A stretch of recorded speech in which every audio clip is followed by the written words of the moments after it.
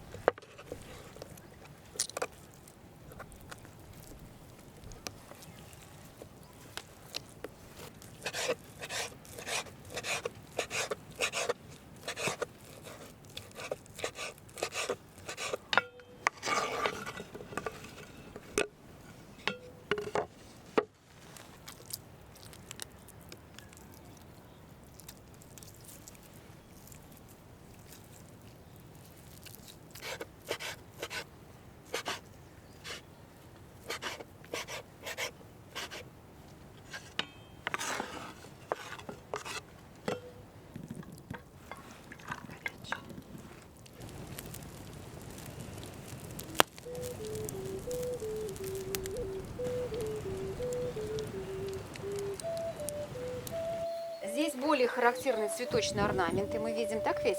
Обрамления нету на груди, нету кески, вот эти розетки, которые вышивались. И почему нету? Потому что она еще девушка, да? Ей еще не надо передавать эту программу. Вот эта вот фраза с молоком матери, на самом деле она не случайная, потому что на вышивке наших прамамочек была программа, которую усваивали дети вместе с молоком. Соответственно, можно было не говорить, но программа все равно работает, она все равно передается. Вот. И, соответственно, и цветовая гамма, да, несколько другая. Здесь меньше синего, зато если бы Аня надела бы шапочку-тухью, она у нас есть, можно будет потом посмотреть. Вот на шапочке тухе там есть вот это триединство пространства, о чем мы говорим, да? Там обязательно это есть. Но на платье, вот это платье на самом деле платье невесты. Платье невесты, оно более богато расшито. Соответственно, вот она себя как бы готовит к замужеству.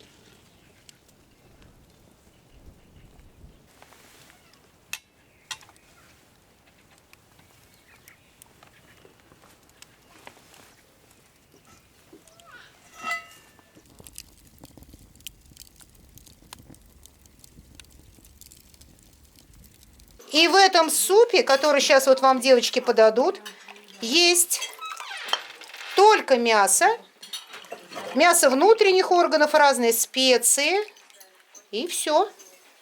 Настоящий шурбе.